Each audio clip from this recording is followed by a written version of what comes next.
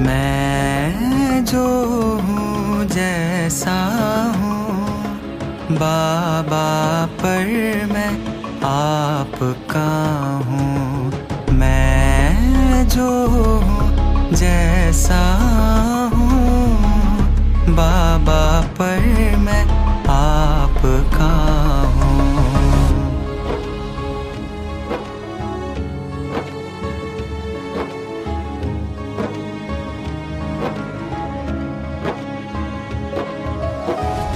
भावनाओं के जाल में कभी कभी उलझ जाता हूँ।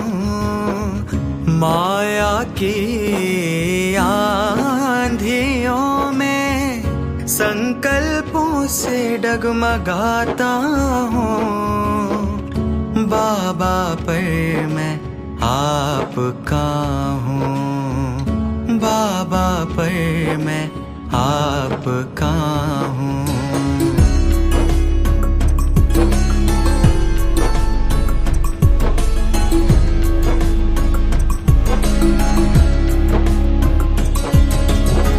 मन की कमजोरी में आत्मा को भूल जाता हूँ। भूतकाल की गलियों में पछतावे में गिर जाता हूँ। बाबा, पर मैं आपका हूँ। बाबा, पर मैं आपका हूँ। मैं जो हूँ जैसा हूँ बाबा, पर मैं आपका हूँ।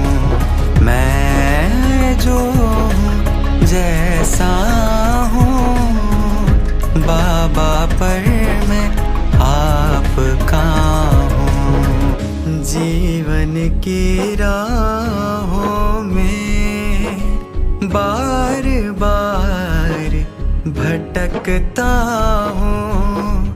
विघ्नों से हार खाता और उदास होता हूँ। बाबा, पर मैं आपका हूँ। बाबा, पर मैं आपका हूँ। मैं जो हूँ जैसा बाबा, पर मैं आपका हूँ।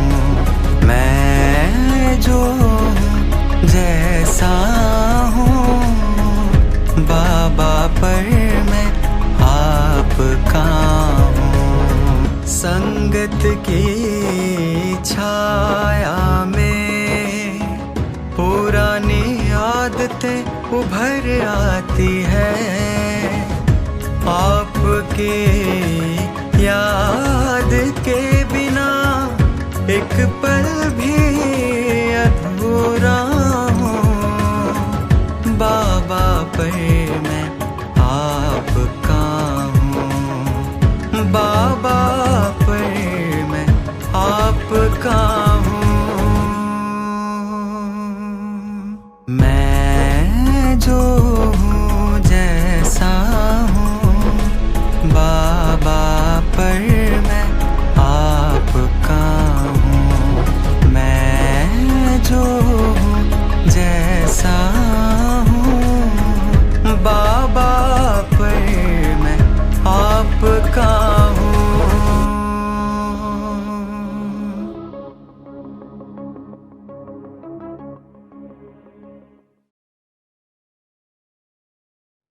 ஓம் சாந்தி. பாபா நான் உன்னுடையவன் பட்டியினுடைய முதல் நாள். வாணியினுடைய தேதி 24/3/85. வாழ்க்கையில் ஒவ்வொரு அடியிலும் ஒவ்வொரு கர்மம் செய்வதற்கு முன்பும் ஒரு சக்தி அவசியமாக இருக்கிறது. அது நிர்ணய சக்தியாகும். யார் சரியான நேரத்தில் சரியான முடிவை எடுக்கின்றார்களோ அவர்கள்தான் வெற்றியினுடைய சிகரத்திற்கு சரியான நேரத்தில் போய் சேருகின்றார்கள். வாழ்க்கையில் பல அப்படிப்பட்ட பிரச்சனைகள் வருகின்றன. யாருக்கு முடிவெடுக்கும் சக்தி உயர்ந்து இருக்கிறதோ அவர்கள் பிரச்சனை எப்படிப்பட்டதாக இருந்தாலும், எவ்வளவு ஆட்டம் காண வைப்பதாக இருந்தாலும் சரி, முடிவெடுக்கும் சக்தி கிளியராக இருந்தால் பிரச்சனைகள் நமக்கு உதவி செய்யக்கூடியதாக ஆகிவிடுகிறது. அந்த பிரச்சனைகள் நேர்மறையானதாக மாறி நமக்கு துணை புரிகிறது. ஒருவேளை சரியான நேரத்தில் முடிவெடுக்க முடியவில்லை என்றால் ஒவ்வொரு விஷயங்களும், ஒவ்வொரு பிரச்சனைகளும் நமக்கு மிகப்பெரிய சுமையாக மாறிவிடுகின்றது. பிரச்சனையான காலங்களிலும் கூட தன்னுடைய ஸ்திதிக்கான பாதையை தயாராக ஆக்கிக்கொள்வதன் மூலம் அதற்குரிய சங்கல்பங்களின் படைப்பும் தானாக ஏற்பட்டு விடுகிறது. ஆகவே நேரப்படி நிர்ணயிக்கும் சக்தியை நாம் சரியாக பயன்படுத்தி சரியாக முடிவெடுக்கின்றோம் என்றால் வாழ்க்கை யாத்திரை மிகுந்த சுகமுடையதாக ஆகிவிடுகிறது. எல்லா விளையாட்டுமே ஒரு நொடி பொழுதிற்கானதுதான். நேரம் நம்மிடம் அப்படிப்பட்ட ஒரு குவியலாக இருக்கிறது, கஜானாவாக இருக்கிறது. அந்த நேரத்தை, அந்த நொடி பொழுதை நாம் புரிந்து கொண்டால், அதன் மகத்துவத்தை புரிந்து கொண்டால், அந்த நேரம் கூட நமக்கு துணை புரியும் துணைவனாக ஆகிவிடுகிறது. அந்த நேரமும் கூட நமக்கு தாமே பாதை காண்பிக்கக்கூடியதாக ஆகிவிடும். அங்கு எல்லாருக்கும் நன்மை அடங்கியிருக்கிறது, நமக்கும் நன்மை அடங்கியிருக்கிறது. ஆகவே வாழ்க்கையில் எந்தவிதமான பிரச்சனைகள் வந்தாலும், குழப்பங்கள் வந்தாலும் சரி, பலவிதமான தடைகள் வந்தாலும் அந்த தடைகள் நமக்கு உதவி புரிவதாக ஆக வேண்டுமென்றால் அதற்கு முடிவெடுக்கும் சக்தி மிக கூர்மையாக இருக்க வேண்டியது அவசியமாகும். நேரப்படி அது காரியம் செய்ய வேண்டும். என்ன செய்ய வேண்டும், என்ன செய்யக்கூடாது என தெரிந்திருந்த போதும் கூட பல நேரங்களில் நிர்ணய சக்தி வேலை செய்யாமல் ஆகிவிடுகிறது.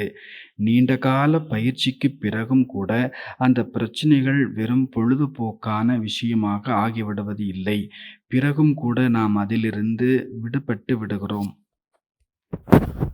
இன்றைய முரளிக்கான சாரம் இப்பொழுது இல்லையேல் எப்பொழுதும் இல்லை. கண்காட்சியில் கடைசி சித்திரம் இருக்கும். அதில் கடைசி வரி என்னவாக இருக்கும்? நாம் அனைவருமே கூறிக்கொண்டிருக்கிறோம்.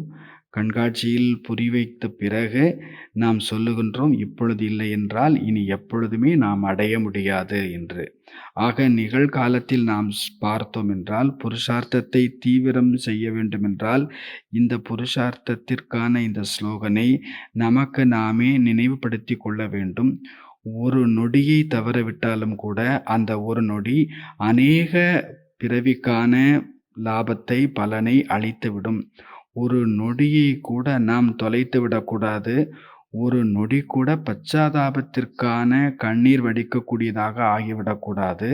ஆகவே பாபா நமக்கு ஒவ்வொரு அடியிலும் எச்சரிக்கை தருகின்றார்.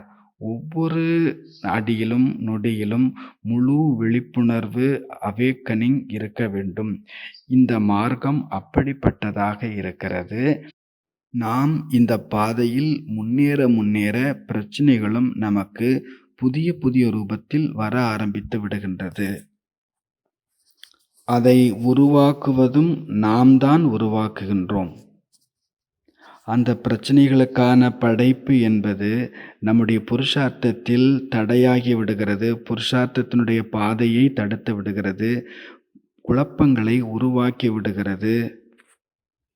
அதற்கு ஜன்மம் கொடுப்பது நாம் தான். யாரையும் குறை கூற முடியாது. நமது பழைய பழக்கங்கள், சுபாவங்கள் தான் நிழல் போல ஆகி நம்மை அங்கும் இங்கும் தடுத்து கொண்டு இருக்கிறது. நம்முடைய பழைய சமஸ்காரங்கள் சுமையினுடைய ரூபத்தில், பழைய நினைவுகள், பழைய பழக்கங்கள் நம்மோடு கூடவே நிழல் போல தொடர்ந்து வந்து கொண்டே இருக்கிறது. சூட்சுமமான வைப்ரேஷன் நம் மீது தாக்குதல் செய்து கொண்டே இருக்கிறது. ஏனெனில் நிகழ்காலத்தில் உலகத்தில் வீணானவற்றினுடைய சுமை மிக அதிகமாக இருக்கிறது. குழந்தையிலிருந்து வயோதிக நிலை வரை ஏதாவது ரூபத்தில் எதிர்மறைக்கான எனர்ஜி, வீணானவற்றினுடைய எனர்ஜி நாலாபுறமும் பரவி இருக்கின்றது. ஆகவே நாமும் கூட நம்மை நாமே பவர்ஃபுல்லாக ஆக்கிக் கொள்ள வேண்டியது மிக அவசியமாக இருக்கிறது. நம்முடைய ஒவ்வொரு சங்கல்பமும் அவ்வளவு சக்திசாலியாக இருக்க வேண்டும். குறைந்தபட்சம் நாம் நம்மையாவது எதிர்மறை ஆற்றலில் இருந்து, நெகட்டிவ் எனர்ஜியிலிருந்து தன்னை காப்பாற்றிக் கொள்ள வேண்டும். பிறகு நாம் அந்த வீணான எண்ணங்களினுடைய புயல்களில், வீணான எண்ணங்களினுடைய அந்த எனர்ஜி ஆற்றலில் சில நேரங்களில் பாபாவிடமிருந்து வெகு தூரத்திற்கு சென்று விடுகிறோம். வெகு தூரத்தில் இருப்பது போல அனுபவம் செய்வோம். நாம் இங்குதான் இருப்போம், ஆனாலும் வெகு தூரத்தில் இருப்பதாக நமக்கு அனுபவமாகும். பாபாவுடைய கையை விட்டுட்டு நம்ம போயிட மாட்டோம்.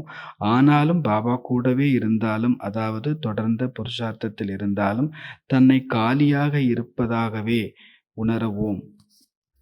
விரக்தியினுடைய அனுபவம் செய்வதோ, தனிமையினுடைய அனுபவம் செய்வதோ, தான் ஒன்றுமற்றவராகி இருப்பதாக அனுபவம் செய்வதோ, மகிழ்ச்சி தொலைந்ததாக அனுபவம் செய்வதோ, இது எல்லாமே நாம் பாபாவிடமிருந்து தூரம் போய்விட்டோம் என்பதையே குறிக்கிறது. ஆகவே மிகவும் கவனம் கொடுக்க வேண்டிய அவசியம் உள்ளது. ஆகவே பாபா 2 விஷயங்கள் கூறுகிறார். கவனம் மற்றும் சோதனை, அட்டென்ஷன் மற்றும் செக்கிங். ஒவ்வொரு ஸ்டெப்லேயுமே அட்டென்ஷன் கொடுக்க வேண்டியது மிக அவசியமாக இருக்கிறது. ஒருவேளை அந்த நேரம் நாம் உடனடியாக முடிவெடுத்து விட்டோம் என்றால், கவனம் கொடுத்து நாம் என்ன செய்ய வேண்டும், என்ன செய்யக்கூடாது என்று முடிவெடுத்து விட்டால், நாம் இந்த வாழ்க்கையினுடைய ஆனந்தத்தை அடைய முடியும். இந்த வாழ்க்கையினுடைய சுகத்தை நாம் அனுபவம் செய்ய முடியும். ஒருவேளை இந்த பிராமண வாழ்க்கையில் அந்த சுகத்தினுடைய அனுபவம் செய்யவில்லை என்றால், தன்னை சுதந்திரமாக அனுபவம் செய்யவில்லை என்றால், பந்தனத்திலிருந்து விடுவித்து கொள்ளவில்லை என்றால், குஷியினுடைய அனுபவம் செய்யவில்லை என்றால், பிறகு பிராமண வாழ்க்கை அடைந்த பிறகு நாம் என்னதான் செய்தோம்? யாத்திரையில் பலவிதமான விஷயங்கள் வருகின்றன. இவை எல்லாவற்றையும் கடந்து செல்வதற்கு தன்னை அந்த அளவிற்கு ஞானத்தினால் நிறைத்து வைத்து கொள்ள வேண்டியது அவசியம். அந்த அளவு சக்திசாலியான பவர்ஃபுல் ஸ்திதியில் நிலைக்க வைத்து கொள்வது மிக முக்கியமான விஷயம். இதற்கு ஒரே ஒரு கருவி முரளியை சிந்திப்பது, அதுவும் ஆழமாக மனனம் செய்வது. மேலோட்டமாக படித்தால் எதுவும் நம் கையில் வராது. ஒரே முரளியை பல முறை படிக்க வேண்டும். அதில் பல ரகசியங்கள் அடங்கியிருக்கின்றன. ஒரு பாதி வரி கூட நம்முடைய முழு வாழ்க்கையை மாற்றம் செய்துவிடும். நமக்கு தூண்டுதல் தரும், நமக்கு சக்தியை தரும், நமக்கு விழிப்புணர்வை தரும், அவேக்கனிங் தரும். அலட்சியம், சோம்பேறித்தனத்தை சமாப்தி செய்துவிடும் ஒரு பாதி வரி கூட. ஆகவே முரளி ப்ராஜெக்ட் நமக்கு கொடுக்கப்பட்டிருக்கிறது. இது நமக்கான சஞ்சீவினி மூலிகையாக, ஆக்சிஜனாக அமைந்திருக்கிறது. ஆகவே நேரப்படி நாம் இப்பொழுது முரளிகளை நல்ல விதத்தில் முடிக்கவும் வேண்டும், படிக்கவும் வேண்டும். இந்த முரளிக்கு உள்ளே என்னென்ன கஜானாக்கள் இருக்கின்றனோ அவைகளையும் நாம் பெற்றுக்கொள்ள வேண்டும், தொலைத்து விடக்கூடாது. ஏனெனில் நேரம் மிக குறைவாக இருக்கிறது. இதை நாம் அறிந்துதான் இருக்கிறோம். அதிலும் மகத்துவத்திற்கான நேரம் இப்பொழுது. இந்த நிகழ்கால நேரம் மிகவும் மகத்துவத்திற்கு உரியது. எத்தனை முறை நாம் இதை புரிந்திருக்கிறோம்? நிகழ்காலத்தில் விழிப்போடு இருக்க வேண்டும். நிகழ்காலத்தில் விழிப்புணர்வு வேண்டும். நிகழ்காலத்தில் வாழ கற்றுக்கொள்ள வேண்டும். ஏனெனில் கடந்த காலம் நம்மிடமிருந்து போய்விட்டது. நாம் கடந்த காலத்தினுடைய விஷயங்களையே பிடித்து கொண்டு இருந்தால் அது மிகப்பெரிய நோயாகிவிடும். அதனுடைய பிரபாவம் நம்மை தாக்கக்கூடாது. முடிந்தது முடிந்துவிட்டது, அது ஒன்றும் செய்ய முடியாது. நாம் கற்றுக்கொள்ள முடியும், அவ்வளவுதான். அது அவ்வளவு நஷ்டம் ஏற்பட்டது, அவ்வளவு இழப்பு ஏற்பட்டது என்று கற்றுக்கொண்டு பிறகு முன்னேற வேண்டும். நிகழ்காலம் நம்மிடத்தில் ஒரு கோல்டன் மூமெண்ட், டைமண்ட் மூமெண்ட், ஒரு தங்கமான, பொன்மயமான, வைரமான நேரமாகும். நாம் இதை கற்றுக்கொள்ள வேண்டும். சரியான விதத்தில் பயன்படுத்த வேண்டும். ஆக இன்றைக்கான முரளியினுடைய முக்கியமான 10 பாயிண்ட்ஸ். அதனுடைய விஷயத்தை முழு நாளிலும் திரும்ப திரும்ப ரிவைஸ் பண்ணுவோம், சிந்தனை செய்வோம், ரீகால் செய்வோம், அதை வாழ்க்கையின் அங்கமாக ஆக்கிக் கொள்வோம். நம்முடைய வாழ்க்கையில் நிறைத்து கொள்வோம். தன்னுடைய கர்மேந்திரியங்களில் நிறைத்து கொள்வோம். சிரசில் நிறைத்து கொள்வோம். முழு நாளிலும் அதை சிந்தித்து சிந்தித்து மனம் புத்தியில் அச்சடிக்கச் செய்து கொள்வோம். நம்பிக்கையின் ஆதாரத்தில் நம்முடைய வெற்றியினுடைய கதவுகள் திறந்துவிடும். நமக்கு முன்பாக தீவிர புருஷார்த்தத்தினுடைய மார்க்கம் தானாக தெளிவாக தென்பட ஆரம்பித்துவிடும். ஆக இந்த முரளியினுடைய 10 பாயிண்ட்ஸ் நம்ம பார்த்துருக்குறோம். 10 மட்டுமில்லை, நிறைய பாயிண்ட் எடுக்க முடியும். ஆனாலும் நியமத்தின் அனுசாரம் முதல்ல நாம் 10 மட்டும் எடுக்கிறோம். முதல் பாயிண்ட் என்னது? இந்த யுகம் எப்படிப்பட்ட யுகம்? சேமிப்பிற்கான யுகம். சேமிப்பு செய்வதற்கான வாழ்க்கை இது. இந்த வாழ்க்கையில் நாம் இப்போ என்ன சேமித்து கொண்டு இருக்கிறோம் என்று தன்னைத்தானே பார்க்க வேண்டும். பாபா கணக்கை செக் பண்ணுறாங்க. பல முரளியில் நாம் இதை கேட்டுட்ருக்குறோம். பாப்தாதா குழந்தைகளுடைய சேமிப்பு கணக்கை சோதிக்கின்றார், சோதனை செய்கின்றார். இப்பொழுது அந்த கணக்கில் நாம் என்ன சேமிப்பு செய்திருக்கின்றோம்? வீணானவைகளா அல்லது சக்தி மிக்கவை சேமிப்பாகி இருக்கிறதா? நம்முடைய காரியத்திற்கு உதவாத பொருள் எதுவோ அதை நாம் பிடித்து கொண்டே இருந்தோம் எனில் நம்முடைய சேமிப்பு கணக்கை நாம் குறைத்து கொள்கின்றோம் என்று அர்த்தமாகி விடுகிறது. ஸ்தூலத்தில் நம்மிடம் ஒரு பொருள் இருக்கிறது, அது நமக்கு பயன்படவே இல்லை என்றால் அது வீணானது தான். நல்ல பொருளாக இருந்தால் நமக்கு பயன்படலைன்னா அது வேஸ்ட்டு தான். அதே மாதிரி நமக்கு முரளி நிறைய இருக்கிறது, நல்ல நல்ல பாயிண்ட்ஸ் எல்லாமே இருக்கிறது. ஆனால் நாம் அவற்றை பயன்படுத்தவில்லை என்றால், உபயோகப்படுத்தவில்லை என்றால் நமக்கு அது மதிப்பற்ற விஷயமாக விடும். பிறகு அது தேவையில்லாததாக ஆகிவிடும். ஆகவே ஒரு கதை கூட சொல்லும் இல்லையா? குளம் அவ்வளவு பெரியதாக இருக்கிறதே, நான் எப்படி குடிப்பது? தாகம் ஏற்பட்டு இருக்கிறதே, ஆனால் நாம் குடிக்க வேண்டும். நமக்கு எவ்வளவு தாகம் இருக்கிறதோ அவ்வளவு குடிக்க வேண்டும். பிறகும் கூட தாகம் எடுக்கும். பிறகும் குடித்து கொண்டே செல்ல வேண்டும். தாகமும் அதிகரிக்கும். அதே போல நாம் குடித்து கொண்டிருப்பதும் அதிகரிக்கும். இந்த விதத்தில் நம்மிடம் கஜானாக்கள் நிறைய இருக்கின்றன. யாரிடம்தான் கஜானா இல்லை? பாபா நம் அனைவரையும் கஜானாக்கள் நிறைத்திருக்கின்றார். பல முறை பாபா கூறியிருக்கின்றார், ஞானத்தின் கஜானா, குணத்தினுடைய கஜானா, சக்தியினுடைய கஜானா, எத்தனை கஜானாக்கள், பவித்திரத்தாவினுடைய கஜானா. இந்த கஜானாக்களை நம் வாழ்க்கையில் எந்த அளவிற்கு நாம் கொண்டு வந்திருக்கிறோம், அவற்றை சிந்தனை செய்து நம்முடைய சமஸ்காரங்களில் எந்த அளவிற்கு நிறைத்திருக்கிறோம், எந்த அளவு அவற்றை எனர்ஜியாக, ஊர்ஜாவாக ஆக்கியிருக்கிறோம், நம்முடைய திருஷ்டியில் நிறைத்திருக்கிறோம். ஆக நாம் அவற்றை உபயோகம் செய்ய வேண்டும். சேமிப்பு கணக்கென்றாலே ஒவ்வொரு அடியிலும் எச்சரிக்கை இருக்க வேண்டும். பாபா கூறியிருக்கின்றார், நாம் 21 ஜென்மத்திற்கான சேமிப்பை நாம் செய்ய வேண்டும். பூஜ்ய பதவி, ராஜ்ய பதவி, அதிலும் ராஜன், மகாராஜன், விஸ்வ மகாராஜாவை தாய் தந்தை ரூபத்தில் மதிப்பு கொடுக்கின்றோம். நிறைய விஷயங்கள் இருக்கின்றன.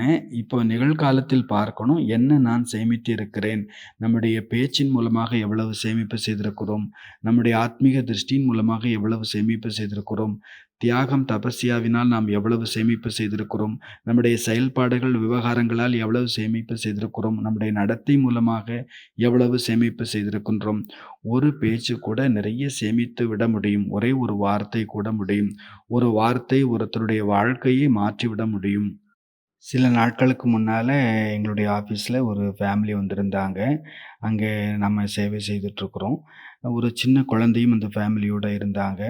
அந்த ஃபேமிலியோடு நான் கொஞ்ச நேரம் பேசினேன், கொஞ்சம் டைம் கொடுத்தேன். அதில் அந்த ஃபேமிலிக்கும் சந்தோஷம், அந்த குழந்தைக்கும் சந்தோஷம். பிறகு கொஞ்ச நேரம் கழித்து ஒரு சின்ன சாக்லேட்டை வந்து அந்த குழந்தைக்கு கொடுத்தேன். அவங்க ரொம்ப சந்தோஷமாயிட்டாங்க. ஆனால் நான் பிறகு அதை மறந்துட்டேன், நான் போயிட்டேன். அவங்க வண்டியில் வந்து திரும்பி போகிறாங்க. அவரோட போய் அங்கே ஒரு பெட்டி மாம்பழமும், ஒரு பெட்டி ஆப்பிள் பழமும் எங்களுக்கு அனுப்பி வைக்கிறாங்க. பாருங்க, நம்ம கொடுத்தது என்ன? கொஞ்ச நேரம் ஒரே ஒரு சாக்லேட் அவ்வளவுதான்.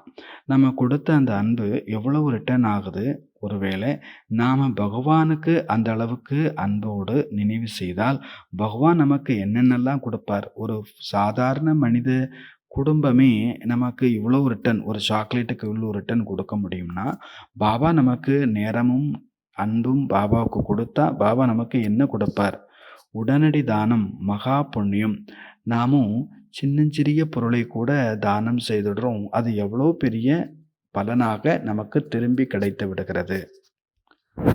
பாபா கூறுகிறார், எனக்கு என்ன வேண்டும்? எனக்கு உங்களுடைய எதுவுமே வேண்டாம். உங்களுடைய செல்லா காசு எதுவோ அதை கொடுத்தால் போதும். அதாவது தங்களுடைய பழைய பழக்கங்களை என்னிடம் அர்ப்பணம் செய்து விடுங்கள். உங்களுடைய எல்லா சுமைகளை அர்ப்பணம் செய்து விடுங்கள். ஒரு சின்ன விஷயத்தை கொடுத்து எவ்வளவு பெரிய பிராப்தியாக நாம் பெற்று விடுகிறோம். பகவான் நமக்கு என்னதான் கொடுக்கவில்லை, எல்லாம் கொடுத்திருக்கின்றார். ஆகவே ஒவ்வொரு விஷயத்தையும் நாம் அந்த கண்ணோட்டத்தோடு பார்க்கின்றோம் என்றால், ஒவ்வொரு விஷயத்திலும் நாம் நமக்கான நன்மையை நாமே தேடுவோம். நமக்கு மட்டும் இல்லை, மற்றவர்களுக்கும் நன்மை எப்படி? அதுவும் நமக்கு தெரிய ஆரம்பித்துவிடும். ஆகவே முதலில் சோதனை செய்ய வேண்டும். கூடவே நான் எவ்வளவு சேமித்திருக்கிறேன்? இந்த வாழ்க்கையினுடைய சேமிப்பு எவ்வளவு சேமிக்கப்பட்டிருக்கிறது? நஷ்டத்தினுடைய வாழ்க்கையாக இருக்கக்கூடாது. என்னென்ன கஜானா உண்டோ எல்லாவற்றையும் நீங்கள் சிந்திக்க முடியும். ஞானம், குணம், சக்திகள், பவித்திரதா, திருப்தி, என்னென்ன கஜானா உண்டோ அவை எல்லாவற்றையுமே நாம் நிறைத்து கொள்ள வேண்டும். மௌனமாக இருப்பதும் கூட ஒரு கஜானா தான். மௌனமாக இருந்து யாருக்காவது சக்திசாலி சங்கல்பத்தால் தூண்டுதல் கொடுக்கின்றோம், அதுவும் சேமிப்புதான். பிறருடைய சங்கல்பத்தை சக்திசாலி ஆக்குகிறோம், பலகீனமான சங்கல்பத்தை பவர்ஃபுல் ஆக்கி கொண்டிருக்கிறோம், அதுவும் நமக்கான கஜானா. இப்படி நம்மிடம் அளவில்லாத கஜானா, அழியாத கஜானா நம்மிடம் இருக்கிறது. அதை நாம் எந்த அளவிற்கு சேமிப்பு செய்கிறோம் என்பதை சோதனை செய்ய வேண்டும். இது சேமிப்பு செய்வதற்கான யுகம், சேமிப்பு செய்வதற்கான வாழ்க்கை. இந்த வாழ்க்கை மிகச்சிறியது. இந்த வாழ்க்கை நாம் கைவிட்டு சென்று விட்டால் பிறகு வருத்தப்பட நேரிடும். பிறகு ஒன்றும் செய்ய முடியாது. இரண்டாவது விஷயம், விழிப்படையச் செய்யும் ஸ்லோகன். இப்பொழுது இல்லையேல் இனி எப்பொழுதும் இல்லை.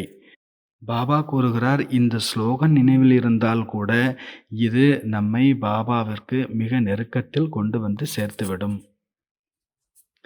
பிறகு நாம் எந்த வீணான விஷயங்களில் குழப்பமடைய மாட்டோம். அநேக ஜன்மத்தின் சமஸ்காரங்களை கொண்டு, பழைய சமஸ்காரங்களை கொண்டு நாமே நமக்கு ஒரு உலகத்தை உருவாக்கி வைத்திருக்கிறோம். இந்த ஸ்லோகனை நினைவில் கொள்வதன் மூலம் நாம் அந்த பழைய சமஸ்காரத்தினால் உருவாக்கப்பட்ட உலகத்திலிருந்து முக்தி அடைந்து விடுவோம். ஒரு ஆன்மீக விழிப்புணர்வு வந்துவிடும். பாபா கூறுகின்றார், இந்த ஸ்லோகன் நினைவில் இருக்குமே ஆனால் ஆன்மீக விழிப்புணர்வு வந்துவிடும், ஊக்கம், உற்சாகம் வந்துவிடும். செய்யலாம், செய்வேன், செய்யத்தானே வேண்டும், இந்த விஷயங்களிலிருந்து விடுபட்டு விடுவோம். ஒரு ஊக்க உற்சாகம் வந்துவிடும். ஆகவே இந்த ஸ்லோகன் நமக்கு நினைவில் இருந்தோம் என்றால் எனர்ஜி தாமாகவே வந்துவிடும். ஏனெனில் இது ஏதோ ஒரு மனிதனுடைய வாக்கியம் அல்ல, பரமாத்மாவினுடைய, பகவானினுடைய வாக்கியம். இதில் பரமாத்ம சக்தி அடங்கி இருக்கிறது, நிறைந்திருக்கிறது. பரமாத்மாவினுடைய ஊர்ஜா, ஆற்றல் அடங்கி இருக்கிறது. பிரம்மாண்டத்தினுடைய முழு ஆற்றலும் யாரிடம் அடங்கி இருக்கிறதோ அவரிடமிருந்து வெளிப்பட்ட வார்த்தை இது. முழு பரந்தாமத்தினுடைய பிரகாசம் இந்த வார்த்தையில் அடங்கி இருக்கிறது. முழு யோகத்தின் சக்தி இந்த வார்த்தைகளில் அடங்கியிருக்கிறது. யோகா செய்வது என்றால் வெறுமனே அமர்ந்து யோகா செய்வதற்கான விஷயம் மட்டுமல்ல. அமர்ந்து செய்வதும் யோகாதான். ஆனால் அதையும் தவிர்த்து என்னென்ன முரளிகளை நாம் படிக்கின்றோம், சிந்திக்கின்றோம், ஆழமான மனன சிந்தனையில் செல்கின்றோம், இந்த ஞானம் எங்கே இருந்து வந்து கொண்டிருக்கிறது? அந்த உலகத்தின் பக்கம் அது நம்மை எடுத்துச் செல்கிறது. அந்த உலகத்தில் போய் சேருவதற்கான சிறகுகளை இந்த ஞானம் தருகிறது. பறக்கும் ஆத்மாவிற்கு பறப்பதற்கான சக்தியை இந்த வார்த்தைகள், முரளியினுடைய மகா வாக்கியத்தின் வார்த்தைகள் தருகின்றன, ஆற்றலை வழங்குகிறது. ஆகவே ஞானத்தினுடைய ஒவ்வொரு பாயிண்ட், ஒவ்வொரு கருத்துக்களையும் புது புது கோணத்தோடு நாம் படிக்க வேண்டும். புது புது திருஷ்டியோடு நாம் பார்க்க வேண்டும். 4 சப்ஜெக்ட் பாடங்களை பற்றி பாபா கூறுகிறார். ஞானம், யோகம், தாரணா, சேவா. நாம் யோக யுக்தாகி ஞானத்தை படிக்கிறோம் என்றால் இவற்றில் யோகா அடங்கித்தான் இருக்கிறது. ஆக இந்த வார்த்தை நம்மை எங்கே இழுத்துச் செல்லும்? எங்கே இருந்து இந்த வார்த்தை வந்ததோ அங்கேயே இந்த வார்த்தை நம்மை அழைத்துச் செல்கிறது. இந்த வார்த்தைகள் எங்கே இருந்து வந்தன? அந்த நிராகார வதனம் மூல வதனத்திலிருந்து வந்திருக்கின்றன. நம் அனைவரையும் அங்குதான் இது அழைத்துச் செல்லும். ஆனால் முரளியின் மீது நாம் அந்த அளவிற்கு அன்பு செய்ய வேண்டும். முரளி பற்றி சிந்தனை செய்ய வேண்டும். இதை தன்னுடையதாக ஆக்கிக் கொள்வதற்கு நாம் கொஞ்சம் உழைப்பு செய்ய வேண்டும். ஒவ்வொரு மகா வாக்கியத்தையும் அவ்வளவு ஆழத்தோடு நாம் படிக்க வேண்டும். இப்பொழுது இல்லையேல் இனி எப்பொழுதும் இல்லை, உடனடி தானம் மகா புண்ணியம், இது மாதிரியான சின்ன சின்ன ஸ்லோகன்களை எழுத வேண்டும். உண்மையோடு இருந்தால் அங்கு மகிழ்ச்சி என்பது இருக்கும். உண்மை நடனத்தில் ஆடும். இப்படி நாம் ஒரு ஹோம்ஒர்க் எழுத வேண்டும். இன்றைய ஹோம்ஒர்க்கு தவிர்த்து ABCDCயில் ஸ்லோகன் நாம் எழுதணும். சின்ன சின்ன ஸ்லோகன் நமக்கு நிறைய இருக்கிறது. தானம் செய்யுங்கள், கிரகணம் விட்டு போய்விடும். வெற்றி நம்முடைய பிறப்பு உரிமையின் அதிகாரம். திடத்தன்மைதான், உறுதிதான் வெற்றிக்கான சாவியாகும். ஒரு பாபாவை தவிர இரண்டாவதாகவும் யாருமில்லை, மூன்றாவதாகவும் யாருமில்லை. இப்படிப்பட்ட ஸ்லோகன்களை நாம் எழுத வேண்டும். பல இடங்களில் முரளிகளில் நாம் இது மாதிரியான ஸ்லோகனை தேடி கண்டுபிடிக்க வேண்டும். இதுதான் ஞானம். அடுத்த விஷயம், இப்பொழுது இல்லையேல் இனி எப்பொழுதும் இல்லை. இந்த ஸ்லோகனை நாம் நினைவில் வைத்து கொள்ள வேண்டும். திரும்ப திரும்ப அதை பற்றி சிந்தனை செய்ய வேண்டும். ஏனெனில் எதுவரை நாம் ஞானத்தின் சிந்தனை செய்யவில்லையோ அதுவரை நம்முடைய புத்தி வேறு எங்கேயாவது அலைந்து கொண்டேதான் இருக்கும். வளர்ச்சி என்பதே இருக்காது. சிந்தனை செய்யாதவரை வளர்ச்சி என்பதே இருக்காது. அடுத்தடுத்த கட்டத்திற்கு நாம் செல்வதற்கு நாம் சிந்திக்க வேண்டும். அதற்கு நம்மை நாமே வலிமைப்படுத்திக் கொள்ள வேண்டும். சிந்திப்பதற்கு என்று நேரம் கொடுக்க வேண்டும். நாம் கேட்கின்றோம், பிறகு யோசிக்கின்றோம். ஏனெனில் கொஞ்சம் அதில் உழைப்பு என்பது இருக்கிறது. புத்திக்கு நாம் ஜோர் கொடுக்க வேண்டும், அழுத்தம் கொடுக்க வேண்டும். பல முறை மணிக்கணக்காக கூட நேரம் போய்விடும். ஆனால் கொஞ்சம் பொறுமை வேண்டும், நிதானம் வேண்டும். இதற்காக நாம் ஒரு 2 நாட்கள் மட்டும் இல்லை, பல நாட்கள் நேரம் கொடுக்க வேண்டும். தன்னுடைய புத்தியை தானே செலுத்த கற்றுக்கொண்டு விட்டோம் என்றால், நமது பாதையை நாமே நிர்மாணம் செய்ய ஆரம்பித்து விட்டால் செல்வதில் மஜா ஏற்படும், மகிழ்ச்சி ஏற்படும். பிறர் கூறிய பாதையில் நாம் நடந்தால் கொஞ்ச நாளைக்கு நடக்கலாம். ஆனால் நாம் நமது பெர்மனண்டான பாதையை உருவாக்காத வரை அந்த பாதை நமக்கு மகிழ்ச்சியையோ முன்னேற்றத்தையோ தராது. எனவே தனக்கான பாதையை தானே தேடி கண்டடைய வேண்டும். அடுத்தவர்கள் கண்டுபிடித்த பாதை, காண்பித்த பாதை நமக்கு கடினமாகத்தான் இருக்க முடியும். ஆனால் எப்பொழுது நாமே நமது பாதையை தயார் செய்து விட்டோமோ பிறகு அந்த பாதை மிக எளிதாக ஆகிவிடும். எந்தெந்த இடத்தில் எந்தெந்த வளைவுகள் வரும், எப்படி திரும்ப வேண்டும் என்று நாம் உருவாக்கிய பாதையில் நாம் கண்டறிந்து கொள்வது மிக சுலபமானது.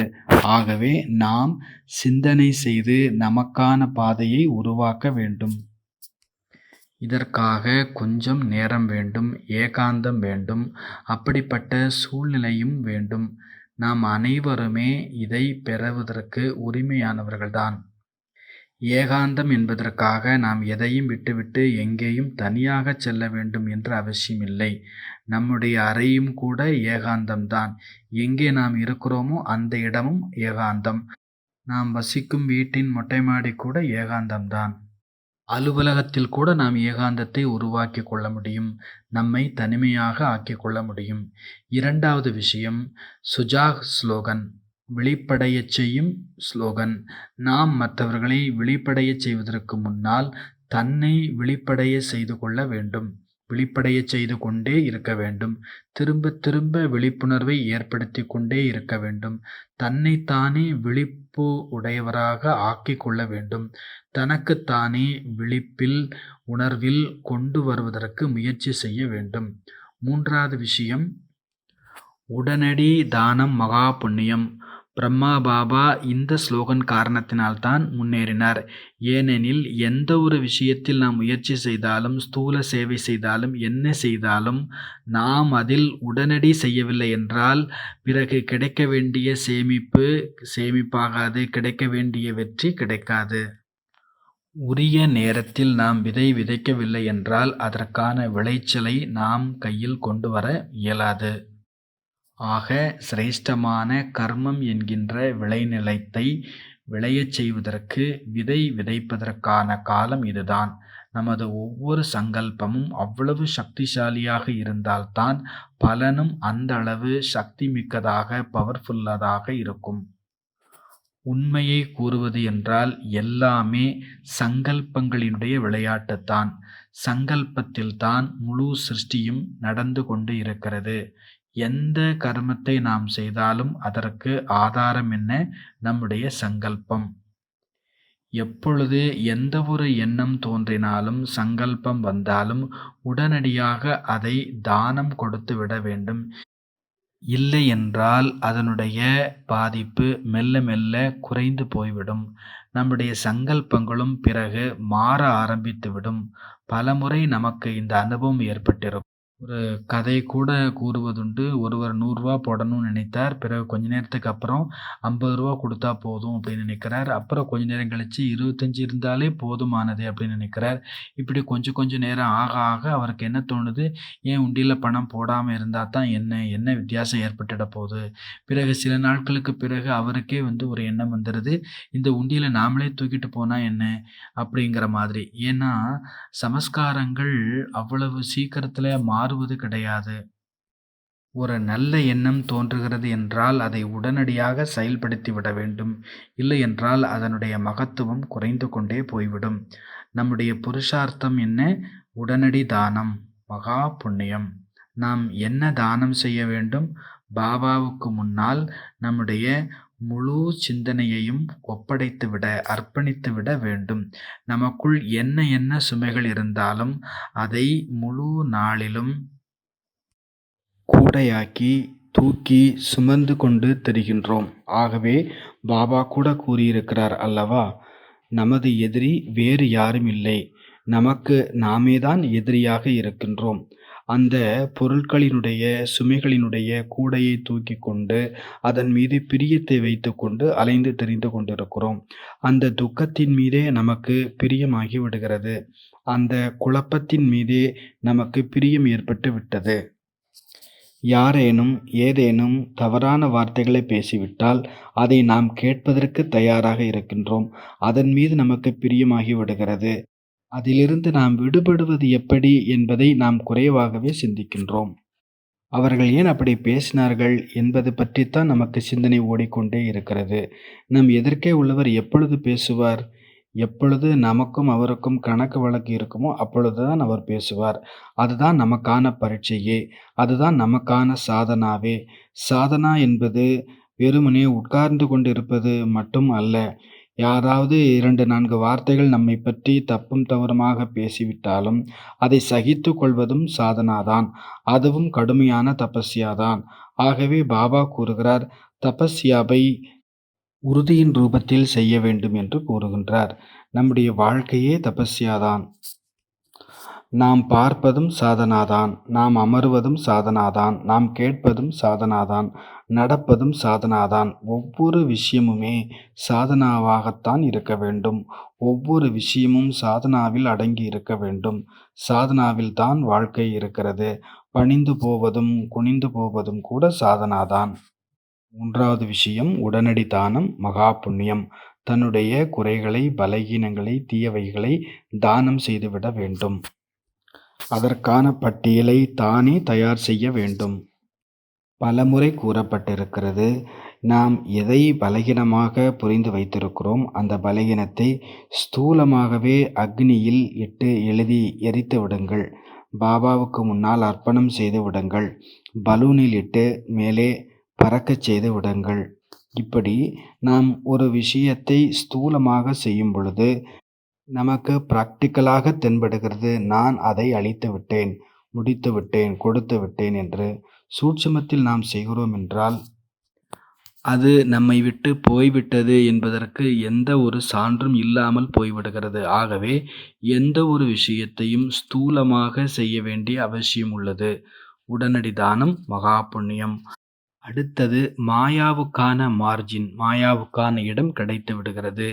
சிறிதேனும் நாம் இடைவெளி கொடுத்து விட்டாலும் கூட மாயா அதற்குள் நுழைந்து விடுகிறது. மேலும் மாயாவிற்கான இடம் கொடுத்து விடும் பொழுது அது நம்மீது ஏறி ஆட ஆரம்பித்து விடுகிறது.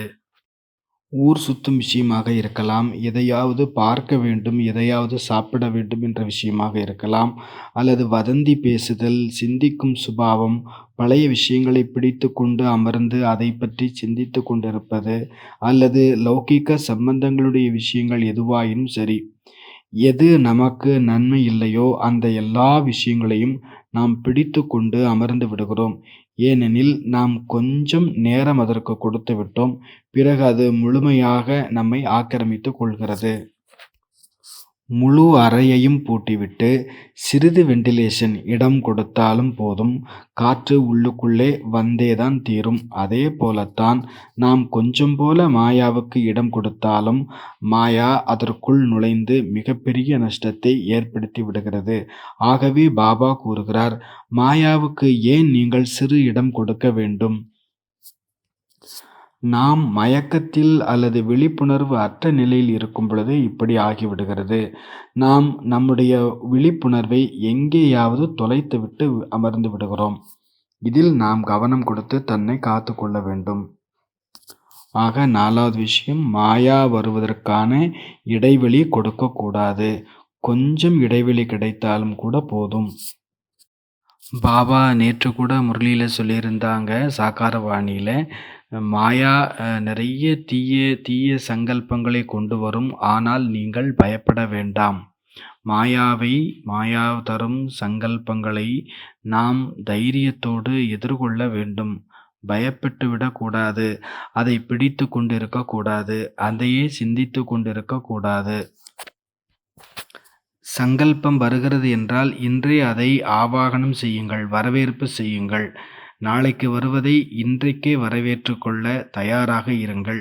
நீங்கள் தயாராக இருங்கள். எதிர்கொள்வதற்கு நீங்கள் தயாராக இருங்கள். மாயா அதனுடைய சொத்துக்களை திரும்ப திரும்ப கொடுப்பதற்காக நம்மிடம் வருகின்றது. காரணம், நாம் அதனுடைய துணையை விட்டுவிட்டோம். அது நம்முடைய சொத்து கிடையாது. மாயாவினுடைய வீணான எண்ணங்கள் நம்முடைய சொத்து கிடையாது. அது வீணானவை. நாம் அதை ஏற்கனவே விட்டுவிட்டோம். ஆனாலும் மாயா அதை நமக்கு திரும்ப திரும்ப வைத்துக் கொள்வதற்காக திரும்பித் தருகிறது. மாயாவும் மிகவும் சோர்வடைந்து போய்விட்டது இப்பொழுது. நாம் இதை பார்க்க வேண்டும். தேவையற்ற கெட்ட தீய எண்ணங்கள் ஒருவேளை வந்தாலும் அந்த எண்ணங்களுக்கு மாற்றாக எந்த ஒரு நல்ல எண்ணங்களை காட்டி அதற்கு வழிகாட்ட வேண்டும். எப்படி புது சங்கல்பம் செய்ய வேண்டும் என்றெல்லாம் நாம் கவனிக்க வேண்டும். அப்படி மாயா எந்தெந்த இடங்களில் வருகிறது, அதற்கான காரணம் என்ன என்பதை நாம் கண்டறிய வேண்டும். தேடி புரிந்து கொள்ள வேண்டும். மாயா சில நேரங்களில் சேவையற்று இருக்கும் பொழுது வரலாம், அல்லது யாராவது சிலரோடு சுற்றச் செல்லும் பொழுது மாயா வரலாம். ஆகவே மாயா வரும் காரணம் என்ன, நேரம் என்ன, சூழ்நிலை என்ன என்பதை கண்டறிந்து அதிலிருந்து தங்களை காப்பாற்றிக் கொள்ள வேண்டும். அடுத்தது மகா பிரசாதம். பலி ஆகுதலையே மகா பிரசாதம் என்று ஸ்வீகாரம் செய்யப்படுகிறது. நாமும் கூட பாபாவிடம் அர்ப்பணமாகுகின்றோம். ஒரே வெட்டில் பலியாகிவிட வேண்டும். உடனடியாக அர்ப்பணம் செய்துவிட வேண்டும். யோசித்து செய்வதற்கு பிறகு அதில் பெரிய பலன் என்பது இருக்காது. ஒருவேளை யோசனையிலேயே நின்றுவிட்டால் வாழ்க்கை என்பது மிக பாரமாகிவிடும். இப்படித்தான் ஒரு கன்யா இருந்தார். அவருடைய அம்மா சரீரம் விட்டு விட்டார். அவருடைய தந்தையாரும் அவருடைய சகோதரரும் கூட இருந்தார். அந்த கன்யா கொஞ்சம் கொஞ்சமாக வளர்கிறார், படிக்கிறார். நல்ல விதமான ஒரு நிலைக்கு வந்த பிறகு திருமணத்திற்கான ஏற்பாடு செய்யப்படுகிறது. திருமணம் நிச்சயிக்கப்படுகிறது. பெண் வீட்டார்களை வந்து மாப்பிள்ளை வீட்டார்கள் வந்து பார்க்கிறார்கள். எல்லாமே சரியாகி விடுகிறது. ஒப்பந்தம் செய்யப்பட்டு விடுகிறது. பிறகு திருமண நாள் வருகிறது. திருமண நாளில் ஊர்வலம் ஏற்படுகிறது. ஊர்வலத்தில் ஏதாவது குறைகளை கண்டுபிடித்துக் கொண்டே இருக்கிறார்கள் மாப்பிள்ளை வீட்டுக்காரர்கள். அது சரியில்லை, இது சரியில்லை, அந்த ஏற்பாடு இப்படி இருக்கிறது, இந்த ஏற்பாடு இப்படி இருக்கிறது என்று இந்த செய்தி அந்த கன்யாவின் காதிற்கு வந்து சேர்கிறது. இப்பொழுதே இவ்வளவு பிரச்சனை செய்கிறார்கள். பிறகு வரக்கூடிய காலங்களில் எவ்வளவு குறை கூறக்கூடியவர்களாக இருப்பார்கள் என்று புரிந்து அப்பொழுதே அந்த திருமணத்தை அந்த கன்யா தடுத்து நிறுத்தி விடுகிறார். ஆக இதுதான் புத்திசாலித்தனம். ஒன்று துக்கம், நஷ்டம் என்று தெரிந்தால் அங்கேயே அதை நிறுத்தி விடுவதற்கான ஒரு தைரியம் வேண்டும். இதுதான் மகாபலி என்று சொல்லப்படுகிறது. எது தேவையற்றதோ அதை ஒரே நொடியில் பாபாவிடம் பலி செய்துவிட வேண்டும். இல்லை என்றால் அது எதிர்காலத்தில் பெரியதாக வளர்ந்து நமக்கு துக்கத்தை தந்துவிடும். மகா பிரசாதம் என்றாலே உடனடியாக நிர்ணயிப்பது, முடிவெடுத்து விடுவது, ஒரே வெட்டில் 2 துண்டு, அதாவது பலியாகி விடுவது.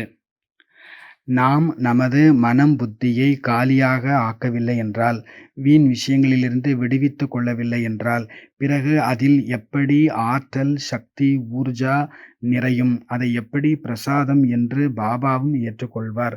ஆகவே உடனடியாக மனம் புத்தியை வீணானவற்றிலிருந்து காலி செய்துவிட வேண்டும். அப்போதுதான் அந்த உள்ளத்தில் பாபாவினுடைய மகா வாக்கியம் எப்பொழுதும் நிறைந்திருக்கும், எதிரொலிக்கும். பாபா என்ன கூறுகிறார்? சிங்கத்தினுடைய பால் தங்க பாத்திரத்தில் தான் தங்கும். இப்பொழுது நம்முடைய புத்தி என்ற பாத்திரத்தில் ஏற்கனவே விஷம் நிறைந்து இருந்தால் பிறகு அமிர்தம் எப்படி அதில் தங்கும்? எனவே நாம் இப்பொழுது அமிர்த ரசபானத்தை அருந்த வேண்டுமென்றால் புத்தியை அந்த அளவிற்கு சுத்தமாக வைத்துக் கொள்ள வேண்டும். எந்த வீண் விஷயங்கள் உள்ளத்தில் வந்திருந்தாலும் அதை உடனடியாக பாபாவிடம் அர்ப்பணம் செய்துவிட வேண்டும். அடுத்தது சங்கல்பங்களினுடைய விளையாட்டு. பாபா கூறுகிறார், குழந்தைகளே, நீங்கள் நல்ல நல்ல சங்கல்பங்கள் செய்யத்தான் செய்கிறீர்கள். ஆனாலும் வீணான எண்ணங்களினுடைய ஃபோர்ஸ், அழுத்தம் ஏற்பட்டு விடுகிறது. அதன் காரணத்தினால் பிறகு குழந்தைகள் உதாசீனம், விரக்தி அடைந்து விடுகிறீர்கள். உள்ளம் சோர்ந்து போய் விடுகிறீர்கள். என்னவெல்லாமோ நிகழ்கிறது. வீணான சங்கல்பத்தினுடைய பாதிப்பு புத்தியின் மீது அந்த அளவிற்கு அமர்ந்து விடுகிறது. மனம் புத்தியை அந்த அளவிற்கு ஆதிக்கம் செலுத்தி விடுகிறது. பிறகு எதையுமே செய்வதற்கு விருப்பம் ஏற்படுவதே இல்லை. மனம் நிம்மதியற்றதாக ஆகிவிடுகிறது. தனிமையாக தோன்ற ஆரம்பித்து விடுகிறது. எப்பொழுதும் நாம் தனிமைப்பட்டிருக்கிறோம் என்று நினைக்க ஆரம்பித்து விடுவோம். பிறகு சிந்தனை வரும், எங்கேயாவது மலைக்கு செல்லலாம் என்று. பாபா கூறுகிறார், மலைகளுக்கு செல்லுங்கள். ஆனால் அங்கு சென்று ஞான சிந்தனை செய்வதற்காக சென்றால் அது சரி. இல்லை, மனச்சோர்வில் அமர்ந்திருந்தால் அதில் எந்த பலனும் இல்லை. கடற்கரைக்கு செல்லலாம், மலைகளுக்கு செல்லலாம், தனிமையில் செல்லலாம். ஏகாந்தம் நல்ல விஷயம். ஆனால் ஞான சிந்தனைக்காக அங்கு செல்வது மிகச் சரியான விஷயம். பாபா கூறுகிறார், வைராக்கியம் வருவது நல்லது. ஆனால் ஞானத்தினுடைய ஆதாரத்தில் வைராக்கியம் ஏற்பட வேண்டும். ஆக வைராக்கியத்தில் 2 விதம் இருக்கிறது. ஒன்று ஞானம் இல்லாமல் விரக்தி அடைந்து வைராக்கியம் வருவது. இன்னொன்று ஞானத்தினால் புரிந்து உற்சாகத்தோடு வைராக்கியமாக இருப்பது. ஞானம் இல்லாமல் வரும் வைராக்கியம் என்பது மிகவும் அபாயகரமானது. அந்த தனிமை மிகவும் அபாயகரமானது. நிறைய பேருடைய வாழ்க்கையும் அப்படி ஆகிவிடுகிறது. முழு வாழ்க்கையிலும் அப்படிப்பட்ட பிரச்சனைகள் வருகின்றன, மாயா வருகின்றன. அதை கண்டு சோர்ந்து பிறகு பாபாவினுடைய ஞானத்தினுடைய கையை விட்டுவிட்டே சென்று விடுகிறார்கள். காரணம், அவர்கள் முதலில் ஞானம் புரிந்து கொள்ளாமல் மெல்ல மெல்ல தன்னை தனிமைப்படுத்திக் கொள்கிறார்கள். பிறகு நழுவியும் சென்று விடுகிறார்கள். ஆகவே பாபா கூறுகிறார், ஞானத்தினுடைய ஆழத்தை புரிந்து கொள்ளவில்லை என்றால் மாயா வருவதற்கான வாய்ப்பு அதிகம் இருக்கிறது. ஞானத்தினுடைய சுகம் எடுக்க வேண்டும். ஞானத்தினுடைய ரசனையை அனுபவம் செய்ய வேண்டும். ஞானத்தை அனுபவித்து வைராக்கியத்தில் வருவதுதான் மிக உயர்ந்த வைராக்கியம். ஞானத்தை நாம் உணரவே இல்லை என்றால் சமஸ்காரங்களினுடைய மோதலும் ஏற்படத்தான் செய்யும். பிறகு வெறுப்பில், விரக்தியில் தனிமை என்பது ஏற்பட்டுவிட்டால் அது சரியல்ல. ஆகவே பாபா கூறுகிறார், சங்கல்பத்தினுடைய ஆழத்தில் செல்லுங்கள். ஒரு வீண் சங்கல்பம் கூட விரக்தியை ஏற்படுத்திவிடும், உள்ளச்சோர்வை ஏற்படுத்திவிடும். ஆகவே சக்திமிக்க சங்கல்பங்களை உருவாக்க வேண்டும். அப்பொழுதுதான் பல கோடி மடங்கு சேமிப்பாக மாறும். ஒரு வீண் எண்ணம் வந்தாலும் நஷ்டம் பல கோடி மடங்காகிவிடும். ஒரு நல்ல எண்ணம், சக்திமிக்க எண்ணம் வந்தாலும் பல கோடி மடங்கு சேமிப்பு செய்வதற்கு தூண்டுதல் தரும். ஆக முதலில் நமக்கான ஹோம்வொர்க் என்ன? 7 அப்படிப்பட்ட சக்திமிக்க சங்கல்பங்களை எழுத வேண்டும். அதன் மூலம் வருமானம் ஏற்பட வேண்டும். அந்த சங்கல்பம் யோக யுக்தாக இருக்க வேண்டும். அந்த சங்கல்பங்களோடு கூடவே பிறகு யோகாவும் செய்ய வேண்டும். இப்படிப்பட்ட சங்கல்பங்களை உருவாக்குங்கள். எடுத்துக்காட்டிற்கு, நான் பதீத்த ஆத்மாக்களினுடைய பதீத்த சங்கல்பத்தை பஸ்பம் செய்வதற்கான அத்தாரிட்டியினால், அதிகாரத்தினால் சம்பன்னமான நிறைந்த ஆத்மா. அதேபோல வேறு வேறு சங்கல்பம் செய்யுங்கள். அதில் மிகுந்த ஆற்றல் நிறைந்திருக்க வேண்டும், பவர் நிறைந்திருக்க வேண்டும், ஊர்ஜா நிறைந்திருக்க வேண்டும். அதில் அக்னி தெரிய வேண்டும். எந்த மாதிரியான சங்கல்பம் அப்படி செய்யலாம்? நான் ஜுவாலாமுகியாக இருக்கிறேன். நான் ஒரு சிறிய பிரம்மாண்டத்தினுடைய ஊர்ஜாவாக இருக்கின்றேன். புதிய புதிய சங்கல்பம் பரமாத்ம சக்திகளினுடைய ஜுவாலாமுகியாக இருக்கின்றேன். உலகத்திற்கு புதிய திசையை காண்பிக்கக்கூடியவராக இருக்கிறேன். உலகத்தினுடைய தலையெழுத்தை மாற்றக்கூடியவராக இருக்கிறேன். இப்படிப்பட்ட புதிய புதிய சங்கல்பங்களை நிர்மாணம் செய்ய வேண்டும். வேறென்ன சங்கல்பம் செய்யலாம்? நான் பரமாத்ம சக்தியினுடைய அக்னியின் கடலாக இருக்கிறேன். அதில் எல்லா ஆத்மாக்களையும் பிடித்து வீசிவிடுகின்றேன். அவர்களுடைய விகர்மங்கள் எல்லாம் அதில் பஸ்பமாகி விடுகிறது. இப்படி புதிய புதிய சங்கல்பம் உருவாக வேண்டும். அதற்கான ரிசர்ச் செய்ய வேண்டும். இப்படி 7 சங்கல்பங்களை எழுதுங்கள், நினைவு செய்யுங்கள். அடுத்ததாக சக்திசாலியான பவர்ஃபுல்லான யோகாவும் அது பற்றி செய்ய வேண்டும். இது முதல் ஹோம்வொர்க். அடுத்ததாக 6வது விஷயம், சங்கல்பங்களினுடைய விளையாட்டு. இது பற்றி பாபா கூறியிருக்கிறார். குழந்தைகளிடம் கண்ட்ரோலிங் பவர் வேண்டும். ஒருவேளை ஒரு செகண்டில் நாம் கண்ட்ரோலிங் பண்ணணும் அப்படின்னா அர்த்தம் என்ன? சக்திசாலியான சங்கல்பங்களை கொண்டு வந்துவிட வேண்டும். வீணானவைகள் வரலாம், அது வரத்தான் செய்யும். பாபா சொல்றார் அது வரும். அது வரவே இல்லைன்னா கண்ட்ரோலிங் பவருக்கான அவசியமும் இல்லாமல் போயிடும். அப்போ பாபா கூறுகிறார், எல்லா விஷயங்களும் வந்தாலும் அது உங்களுடைய கர்மத்தினுடைய விளைவு. அது நிழலாகி உங்கள் முன்னும் பின்னும் சுத்தத்தான் செய்யும். ஆனாலும் அதை கண்டு நாம் உள்ளம் சோர்ந்து போய்விடக்கூடாது. அதில் கண்ட்ரோலிங் பவர் தேவை. கண்ட்ரோலிங் பவர் எங்கிருந்து கிடைக்கும்? முரளியோடு விளையாடுவதன் மூலமாகத்தான் கிடைக்கும். அதாவது அவ்வளவு குஷியாக முரளியை நாம் படிக்கணும், சிந்தனை செய்யணும். அதன் மூலமாக சக்தி கிடைக்கும். அடுத்தது 7வது விஷயம், இந்த யுகம் சங்கம யுகம், கம்பைண்டாக இருப்பதற்கான யுகம். பாபா கூறுகிறார், குழந்தைகளே, நீங்கள் வாக்குறுதி கொடுத்திருக்கிறீர்கள். இந்த பிராமண வாழ்க்கையினுடைய வாக்குறுதி என்னவாக இருக்கிறது? பாபா, நான் கூடவே நடப்பேன், கூடவே வருவேன், கூடவே சாப்பிடுவேன். இந்த உடன் இருப்பதற்கான வாக்குறுதி நாம் கொடுத்திருக்கிறோம். கம்பைண்டாக இருக்க வேண்டும். எந்தெந்த விஷயத்தில்? நேற்றைக்கு முந்தைய முரளியில் கூட நேற்றைக்கு முந்தைய நாள் முரளியில் கூட பாபா சொல்லியிருந்தார், 4 கம்பைண்ட் ரூபங்கள் இருக்கின்றன. ஒன்று ஆத்மா பரமாத்மா கம்பைண்ட் ரூபம், இன்னொன்று ஆத்மா மற்றும் சரீரத்திற்கான இணைந்த வடிவம், 3வது விஷ்ணுவினுடைய இணைந்த வடிவம், 4வது ஒரு கம்பைண்ட் சுரூபம் இருக்கிறது. அது என்னவென்று நீங்களே யோசியுங்கள். ஆக இப்படி 4 கம்பைண்ட் ரூபம். இதற்கான வாக்குறுதியை, நான் சேர்ந்தே இருப்பேன், இதற்கான வாக்குறுதியை ஒரு பொழுதும் மறந்துவிடக் கூடாது. இதுவில் கூட நாம் புதிய விதமான யோகத்தை பிரயோகம் செய்யலாம். காட்சிப்படுத்தி விசுவலைசேஷன் செய்து பார்க்க முடியும். நான் பரந்தாமத்தில் இருக்கிறேன், எல்லோருமே நிராகார ரூபத்தில் இருக்கிறாங்க. நான் பாபாவோடு சுற்றி வருகின்றேன். அக்னி பிரஜ்வலிவித்து, அக்னி தோன்றி இருக்கிறது. பிரம்மா பாபாவும் சூக்ஷ்ம வதனத்தில் இருக்கிறார். சூக்ஷ்ம வதனத்தில் நீங்கள் எமர்ஜி செய்யுங்க. சூக்ஷ்ம வதனத்தில் அமர்ந்திருக்கிறோம். நாம் பாபாவோடு சேர்ந்து, நிராகாரமான சிவபாபாவோடு சேர்ந்து யோக அக்னியை சுற்றி வருகிறோம். எப்படி திருமண நிகழ்ச்சியில் கணவன் மனைவி, அதாவது புது பெண் மணமகன் இருவருமே அக்னியை சுற்றி வருவார்கள். அப்பொழுது அவர்களுடைய அங்கவஸ்திரம், துணிகள் இணைக்கப்பட்டு இருக்கும். அதுபோல எனக்கும் பாபாவுக்கும் திருமணம் நடந்து கொண்டிருக்கிறது. என்னுடைய அங்கவஸ்திரமும், அதாவது என்னுடைய ஆடையினுடைய நுனிப்பகுதியும், பாபாவினுடைய ஆடையினுடைய நுனிப்பகுதியும் இறுக கட்டப்பட்டு இருக்கிறது. நானும் பாபாவும் கம்பைண்டாக ஆகியிருக்கிறோம். இதை நீங்கள் அனுபவம் செய்யலாம். இந்த சங்கம யுகம் பாபாவோடு இணைந்திருப்பதற்கான யுகம். அடுத்தது வெற்றிக்கான சூத்திரம். வெற்றிக்கான சூத்திரம் என்ன? முரளியில் பாபா சொல்லியிருக்கிறாங்க. திடத்தா, உறுதிதான் வெற்றிக்கான சாவி. ஆக ஒன்று திடத்தாவினுடைய சக்தி. எதுவரை திடத்தா நம்மிடம் இல்லையோ அதுவரை வெற்றியும் நமக்கு கிடைக்க வாய்ப்பு இல்லை. திடத்தன்மையில் பலகீனம் இருக்கிறது என்றால் வெற்றியிலும் அதன் அனுசாரம்தான் அளவு இருக்கும். ஆகவே எந்த ஒரு காரியம் செய்வதற்கும் திடத்தாவினுடைய சங்கல்பம் வேண்டும், தியாகமும் வேண்டும்.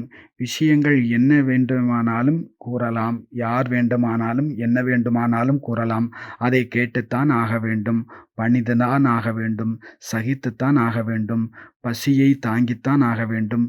எதையும் சகித்து கொள்வதற்கான திடத்தா இருக்க வேண்டும். திடத்தா ஒரு பொழுது நம் கைவிட்டு சென்று விடக்கூடாது. நம்முடைய வாழ்க்கையினுடைய வரலாற்றை பார்த்தோமே ஆனால், இந்த பிராமண வாழ்க்கையினுடைய வரலாற்றை பார்த்தோமே ஆனால், எங்கெங்கே வெற்றி கிடைத்திருந்திருக்கிறதோ அங்கெங்கே நம்முடைய திடத்தா வேலை செய்திருந்திருக்கிறது. நாம் அடைந்த வெற்றிக்கு பின்னே தியாகம் இருந்திருக்கும். நாம் நிறைய சகித்திருந்திருப்போம். சில வார்த்தைகளை சிலர் சொல்ல நாம் பொறுமையுடன் கேட்டு பணிந்திருந்திருப்போம். அங்கே மௌனம் இருந்திருக்கும். நமக்கு தெரியும் பிரச்சனைகள் நமக்கு எப்பொழுதும் சாதகமாக இருப்பதில்லை, பாதகமாகவே இருக்கும். பாதகமான சூழ்நிலையிலும் கூட நாம் நமது திடத்தாவை நிரந்தரமாக வைத்து கொள்ள தெரியவில்லை என்றால் தான் அங்கு தோல்வி ஏற்படுகிறது. நாம் புரிந்திருக்க வேண்டும், திடத்தாவில்தான் வெற்றி கிடைக்கும். திடத்தாவிற்கான பவர் நமக்கு கொடுத்தது யார்? திடத்தாவினுடைய கடலான பாபா கொடுத்திருக்கிறார். எங்கேயும் ஒரு பொழுதும் திடத்தாவை விட்டுவிடவே வேண்டாம். திடத்தாதான் வெற்றிக்கான சாவியாக இருக்கிறது. சங்கல்பத்தில் உறுதி வேண்டும், கர்மத்தில் உறுதி வேண்டும், காரிய விவகாரத்தில் அனுசரித்து கொள்வதில் உறுதி வேண்டும். நாம் எப்பொழுதும் எதற்கும் புறமுதுகு காட்டிவிடக்கூடாது, அதாவது பயந்து ஒதுங்கிவிடக்கூடாது. ஒரு முறை நாம் இதில் வெற்றி அடைந்துவிட்டால் பிறகு தொடர்ந்து வெற்றிதான் கிடைக்கும். ஆக திடத்தாதான் வெற்றிக்கான சாவி. அடுத்த விஷயம், 9வது விஷயம், பிரம்மா பாபாவினுடைய விசேஷத்தா. இதில் பிரம்மா பாபாவினுடைய விசேஷமாக உடனடிதான மகா புண்ணியம் என்பதை நாம் பார்த்து விட்டோம். இங்கு அடுத்த விஷயம் வருகிறது. பிரம்மா பாபாவினுடைய மகிமை. ஒன்று, குழந்தை பருவத்தில் ஸ்ரீ கிருஷ்ணனுடைய ரூபத்தில் அவருடைய விசேஷம் இருந்தது. இளமை பருவத்தில் ராதாகிருஷ்ணனின் கிருஷ்ணன் ரூபத்தில் இருந்தது. 3வது லக்ஷ்மண ரூபம். 4வது கோப கோபிகளினுடைய ரூபம். சரித்திரத்தில் இந்த மகிமை பாடப்பட்டிருக்கிறது. இங்கு நாம் நம்மை பார்க்க வேண்டும். நமது சரித்திரத்தை எந்த அளவிற்கு மாற்றியிருக்கிறோம்? கோப கோபிகளைப் போல நாம் நமக்குள் அந்த சமஸ்கார சந்திப்பினுடைய நடனம் ஆடுகின்றோமா? சமஸ்காரம் பிறரோடு ஒத்து போகிறதா? அனைவரின் சமஸ்காரங்களை அறிந்திருந்த போதும் நாம் அவர்களோடு சேர்ந்து நடக்க முடிகின்றதா? அல்லது பிறருடைய சமஸ்காரங்களினால் பாதிப்பு அடைந்து விடுகிறோமா? யாருடைய சமஸ்காரத்தோடும் நாம் எந்த விதத்திலும் பாதிப்பு அடையவில்லைதானே? நமக்கு தெரியும், ஒவ்வொரு ஆத்மாவிற்கும் அவர்களுக்கு என நாடகத்தில் கதாபாத்திரம் உள்ளது. அவரவர்களுடைய கதாபாத்திரத்தை அவர்கள் நடிக்கின்றார்கள். அவரவர்களுக்கான கர்மா என்பது இருக்கிறது. நாம் அதை பார்த்தாலும் யாராலும் பாதிப்பு அடையாமல் இருக்க வேண்டும். அது மட்டுமல்ல, அவர்களிடமிருந்து நாம் கற்றுக்கொள்ளவும் வேண்டும். ஏனெனில் பாபா கூறியிருக்கின்றார், ஒவ்வொருவரிடத்திலும் ஏதாவது விசேஷத்தா இருக்கத்தான் செய்யும். கடைசி பாயிண்ட் இதுதான். பாபா குழந்தைகளுடைய விசேஷத்தாவை பார்க்கின்றார். இனிமேலும் இனிமையான ஆன்மீக நறுமணத்தை எடுத்துக்கொள்கின்றார். பாபாவும் கூட அதில் மகிழ்ச்சியை எடுத்துக்கொள்கின்றார். அந்த நறுமணத்தின் மகிழ்ச்சியை, ஒவ்வொரு ஆத்மாவினுடைய நறுமணத்தின் மகிழ்ச்சியை எடுத்துக்கொள்கின்றார். எந்த ஒரு குழந்தையும் விசேஷம் இல்லாத குழந்தை என்று கிடையவே கிடையாது. எல்லாவற்றிற்கும் முதலாவதாக உள்ள விசேஷம் ஏற்கனவே முரளியில் கூறியிருக்கின்றார். என்ன? தந்தையை புரிந்து இங்கு சந்திக்க வந்துவிட்டீர்கள். பகவானை சந்திப்பதற்கு வந்து சேர்ந்து விட்டீர்கள். இது எல்லாவற்றை விட மிகப்பெரிய விசேஷம். ஆகவே நாம் இதை பார்க்க வேண்டும். முழு நாளிலும் ஏதாவது நாம் சமஸ்காரத்தை, ஏதாவது நல்ல விசேஷத்தாவை நாம் ஒவ்வொருவரிடமும் பார்க்கின்றோமா? விசேஷம் பார்ப்பது, பிறரிடம் சிறப்பு குணங்களை பார்ப்பது சுபாவமாகிவிட வேண்டும். ஒருவேளை அந்த சுபாவம் ஏற்படவில்லை, பிறருடைய சமஸ்காரத்தினால் பிறகு நாம் பாதிப்பு அடையத்தான் செய்வோம். பிறரிடம் விசேஷத்தா பார்க்கும் சுபாவம் ஏற்படவில்லை எனில் பிறருடைய வீண் சமஸ்காரத்தால் பாதிப்பு அடைவோம். அந்த சமஸ்காரங்கள் நம்முடைய சமஸ்காரங்களையும் நல்ல சமஸ்காரங்களையும் மாற்றிவிடும். ஆகவே நாம் ஒவ்வொருவருடைய விசேஷத்தாவை பார்த்து கொண்டே இருக்க வேண்டும். விசேஷங்களை பார்க்கும் கண்ணாடி அணிந்து கொள்ள வேண்டும். அப்படி ஒரு விசேஷத்தாவை நாம் பார்க்கத்தான் வேண்டும். இது நம்முடைய வீட்டுப்பாடம். சக்திசாலி சங்கல்பம் 7 எழுத வேண்டும். இது முதல் வீட்டுப்பாடம். அதை நாம் போஸ்ட் செய்ய வேண்டும். 2வது வீட்டுப்பாடம் பாபா கூறியிருக்கிறார், இந்த சரீரம் நம்முடையதே அல்ல. இது பற்றி நாம் சிந்தனை செய்ய வேண்டும். இந்த சரீரம் என்னுடையதே இல்லை என்றால் பிறகு இது யாருடைய சரீரம்? இந்த சரீரம் அடமான பொருள். இந்த உடல், மனம், பொருள் எல்லாமே உன்னுடையது. இந்த உடலை நாம் கர்மச்சேத்திரத்தில் நாம் பயன்படுத்துகின்றோம். பகவான் கொடுத்த சரீரம் இது. இந்த கண்கள் அவருடையது. இந்த கண்களின் ஜன்னல் மூலம் ஸ்வயம் பகவான் பார்த்து கொண்டிருக்கிறார். இந்த கண்களிடம் இருந்து பகவானுடைய திருஷ்டி வெளிப்பட்டு கொண்டிருக்கிறது. பகவானினுடைய தூய்மையினுடைய வைப்ரேஷன் வெளிப்பட்டு கொண்டிருக்கிறது. ஆகவே அப்பேற்பட்ட சரீரத்தை நாம் வைத்திருக்கிறோம். இது நம்முடையது அல்ல, அவர் கொடுத்த அடமான பொருள். இது அவர் கொடுத்த உபகாரமான பொருளாகும். இந்த உபகாரப் பொருளை நாம் எந்த விதத்தில் பயன்படுத்தி கொண்டிருக்கிறோம், இது பற்றி சிந்திக்க வேண்டும். ஒருவேளை இந்த சரீரம் என்னுடையது அல்ல, அவர் கொடுத்தது என்றால் இதற்கு மகத்துவம் எவ்வளவு உயர்ந்ததாக இருக்கின்றது. இதற்கு எந்த விதத்திலும் காயம் ஏற்பட்டுவிடக்கூடாது. பாபா கூறுகிறார், இதை கவனமாக வைத்து கொள்ளுங்கள். ஆனால் கூடவே பற்றற்றவராகவும் இருக்க வேண்டும். இன்றைய முரளியிலிருந்து 10 பாயிண்ட், எல்லாவற்றிற்குமான முதல் பாயிண்ட், இது சேமிப்பு செய்வதற்கான யுகம், சேமிப்பு செய்வதற்கான ஜென்மம், சேமிப்பு செய்வதற்கான வாழ்க்கை. ஆகவே நாம் என்னென்ன சேமிப்பு செய்திருக்கிறோம், செய்ய வேண்டும் என்பதை பார்க்க வேண்டும். முரளி ஒரு எக்ஸாம்பிளாக இருக்கிறது. அது தவிர்த்து அந்த முரளியினுடைய ஆதாரத்தில் நாம் கர்மச்சேத்திரத்தில் எப்படி எப்படி அந்த பொருட்களை நாம் பயன்படுத்துகின்றோம் என்பதையும் நாம் பார்க்க வேண்டும். இது சேமிப்பு செய்வதற்கான யுகம், சேமிப்பு செய்வதற்கான வாழ்க்கை. 2வது விழிப்படையச் செய்யும் ஸ்லோகன். தன்னை மீண்டும் மீண்டும் விழிப்படையச் செய்து கொண்டே இருக்க வேண்டும். விழிப்புணர்வோடு இருக்க வேண்டும். ஆன்மீக விழிப்பை கொண்டு வர வேண்டும். இப்பொழுது இல்லையேல் இனி எப்பொழுதுமே இல்லை. இப்பொழுது இல்லையெனில் இனி எப்பொழுதுமே இல்லை. இதனுடைய விஸ்தாரம் மிக மிக அதிகமானது. அதை நீங்கள் சிந்தித்து பார்க்க வேண்டும். அடுத்தது 3வது உடனடி தானம் மகா புண்ணியம். 4வது மாயா வருவதற்கான இடம் கொடுக்க கூடாது. அங்காங்கே மாயா வருகிறதா? எங்கு வருகிறது? எந்த காரணத்தில் வருகிறது? அதை நாம் பார்க்க வேண்டும். அதனுடைய வாசலை அடைத்து விட வேண்டும். அடுத்தது 5வது மகா பிரசாதத்தினுடைய ரூபம். ஒரே வெட்டில் 2 துண்டு. அதாவது நாம் பாபாவிடம் ஒரு நொடியில் பலி செய்துவிட வேண்டும். தன்னுடைய எல்லாவிதமான பலகீனங்களை, வீணான தீய விஷயங்களை ஒரு நொடியில் பலி கொடுத்து விட வேண்டும். அதுதான் மகா பிரசாதம். 6வது சங்கல்பத்தினுடைய முழு விளையாட்டு. அங்கே கண்ட்ரோலிங் பவர் தேவை. வீணான சங்கல்பம் ஒருவேளை வருகிறது என்றால் நொடியில் கண்ட்ரோல் செய்து விடுங்கள். அதை கண்டு பயப்பட வேண்டாம். சாட்சி பாவனை மூலம் அதை அங்கேயே விட்டுவிடுங்கள். அடுத்ததாக கம்பைண்டாக இருப்பதற்கான யுகம் சங்கம யுகம். என்னென்ன வாக்குறுதி கொடுத்திருக்கிறோம், கூடவே இருப்பேன், கூடவே நடப்பேன், கூடவே சாப்பிடுவேன், எந்தெந்த விதத்தில் நாம் எந்தெந்த சம்பந்தத்தில் பாபாவோடு கம்பைண்டாக இருக்க வேண்டும் என்பதை சிந்திக்க வேண்டும். 8வது வெற்றியின் சூத்திரம். திடத்தாதான் வெற்றிக்கான சாவி. அடுத்தது பிரம்மா பாபாவினுடைய விசேஷத்தா. நமது விசேஷத்தாக்கள் பிரம்மா பாபாவுடைய விசேஷத்தாவோடு வளர்ந்து கொண்டிருக்கிறதா, நாளுக்கு நாள் அதிகரித்து கொண்டிருக்கிறதா அல்லது குறைந்து கொண்டிருக்கிறதா? கடைசியில் பாபா எப்படி எல்லோரிடமும் விசேஷத்தாவை பார்த்தாரோ, பாபா இனிமேலும் இனிமையான ஆன்மீக நறுமணத்தை குழந்தைகளிடம் இருந்து எடுப்பதில் ஆனந்தம் அடைந்தாரோ, அதுபோல நாம் அடைய வேண்டும். பாபா கூறுகிறார், குழந்தைகள் தன்னுடைய ஒரு காலத்தைத் தான் பார்க்கின்றார்கள். ஆனால் பாபா குழந்தைகளினுடைய 3 காலத்தை அறிவார். ஆகவே அப்படி நாமும் நம்முடைய 3 காலத்தை பார்க்கக்கூடிய பயிற்சி செய்ய வேண்டும்.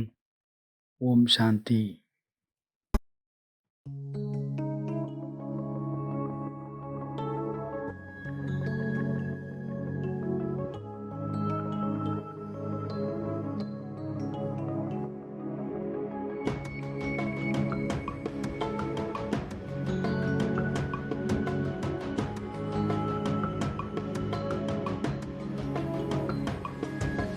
मैं जो हूँ जैसा हूँ, बाबा पर मैं आपका हूँ। मैं जो हूँ जैसा हूँ, बाबा पर मैं आपका हूँ।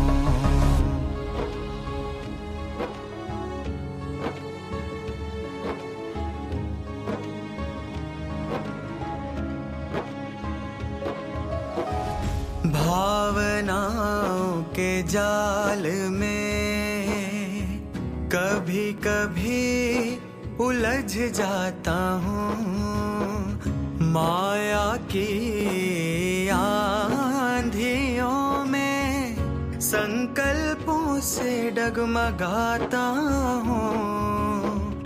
बाबा पर मैं आपका हूँ, बाबा पर मैं आपका हूँ।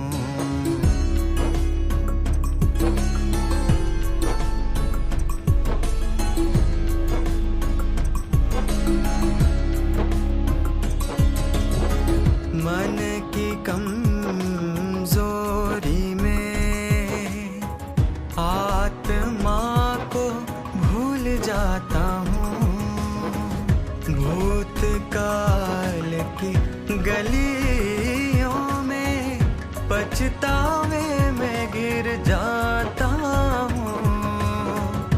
बाबा पर मैं आपका हूँ, बाबा पर मैं आपका हूँ। मैं जो हूँ जैसा बाबा पर मैं आपका हूँ। मैं जो हूँ जैसा हूँ, बाबा पर मैं आपका हूँ। जीवन की राहों में बार बार भटकता हूँ, विघ्नों से हार खाता और उदास होता हूँ। बाबा पर मैं आपका हूँ, बाबा पर मैं आपका हूँ। मैं जो हूँ जैसा बाबा पर मैं आपका हूँ। मैं जो हूँ जैसा हूँ, बाबा पर मैं आपका हूँ। संगत की छाया में पुरानी आदतें उभर आती है, आपके याद के बिना एक पल भी अधूरा हूँ। बाबा पर मैं आपका हूँ, बाबा